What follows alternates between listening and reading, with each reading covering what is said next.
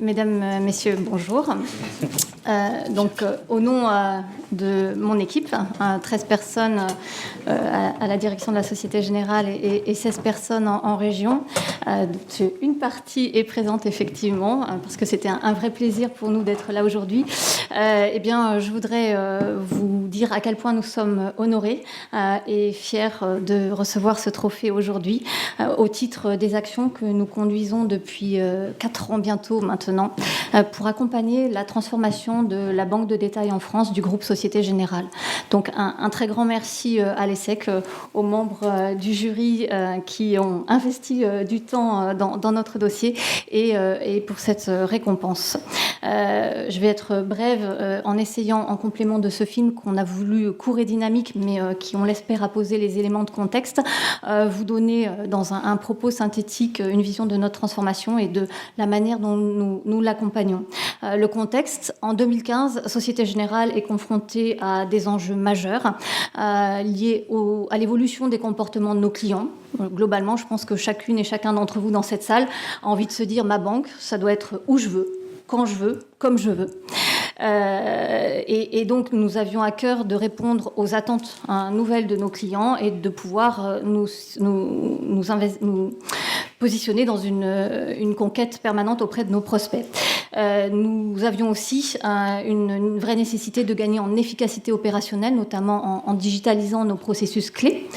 Nous avons aussi un autre enjeu de répondre à des exigences réglementaires pour nous positionner comme partenaires de confiance auprès de nos clients.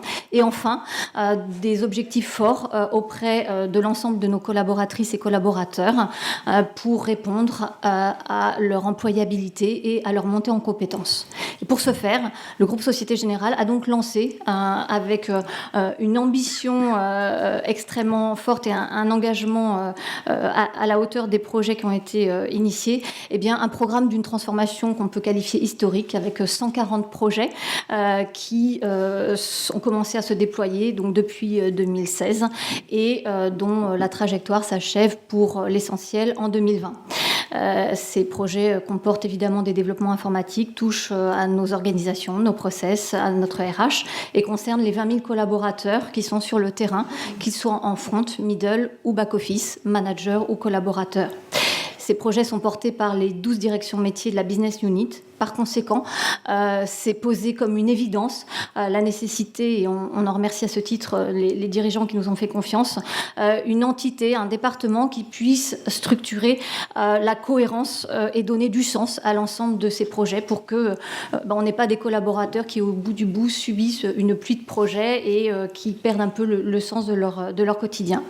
Et donc, nous avons effectivement eu la chance de partir d'une feuille blanche et d'écrire cette histoire autour de la conduite opérationnelle du changement pour ce programme de transformation autour de 4 objectifs majeurs.